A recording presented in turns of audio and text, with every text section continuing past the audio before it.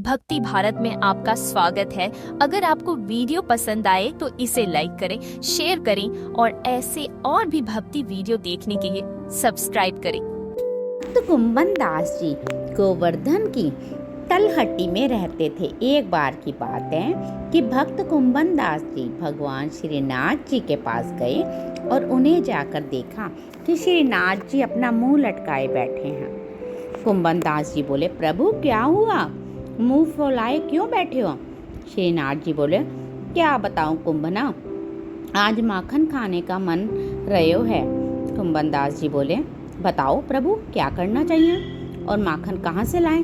श्रीनाथ जी बोले, देख कुंभन, एक गोपी है जो रोज मेरे दर्शन करने आवे और मोते बोले कि प्रभु मोए अपनी गोपी बना लो, सो आज वाके घर चलते हैं। कुंभन दास जी बोले, प्रभु काऊ न देख लिए तो कहाँ होगे?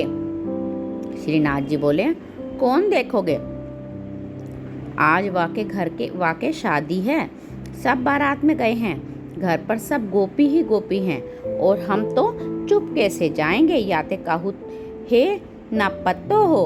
कुंभन दास जी, ठीक प्रभु, मैं बूढ़ा और तुम हट्टे कट्टे हो, कोई बात है, गई तो छोड़ के मत भाग आइयो।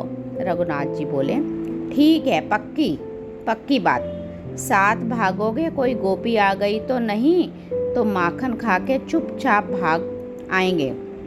श्रीनाथ जी और कुंभन दास जी दोनों चल दिए, गोपी के घर में जाने के लिए निकले और चुपके से घर के बगल में एक छोटी सी दीवार से होकर जाने की योजना बना ली। श्रीनाथ जी, कुंभन तुम लंबे हो, पहले मुझे दीवार पर चढ़ाओ।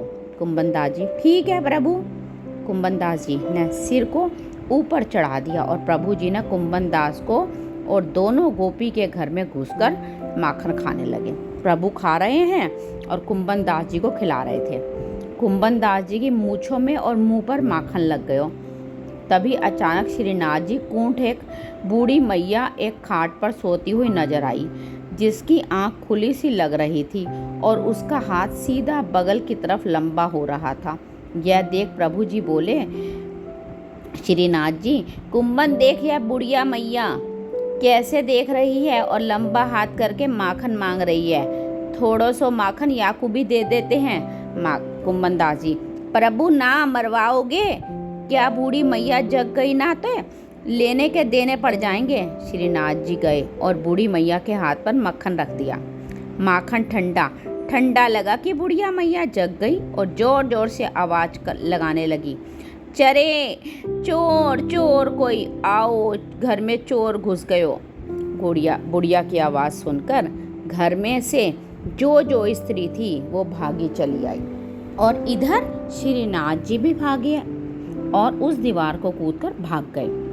उनके पीछे कुंभन दास जी भी भागे और दीवार पर चढ़ने लगे। वृद्ध होने के कारण दीवार पर पार नहीं कर पाए, आधे चढ़े ही थे कि एक गोपी ने पकड़कर खींच लिया और अंधेरा होने के कारण उनकी पिटाई भी कर दी। जब ये उजाला करके लाए और देखा कि कुंभन दास जी हैं तो वे अचंभित रह गई, क्योंकि कुंभन दास जी को सब जानते थे कि वह सिद्ध बाबा हैं। और गोपी बोली, बाबा तुम घर में रात में घुस के क्या कर रहे थे और यह क्या माखन तेरे मुंह पर लगा है और क्या माखन खायो? बाबा तुम कह देते तो हम तुम्हारे पास ही पहुंचा देते, इतना कष्ट करने की क्या जरूरत थी? बाबा चुप थे, बोले भी तो क्या बोले?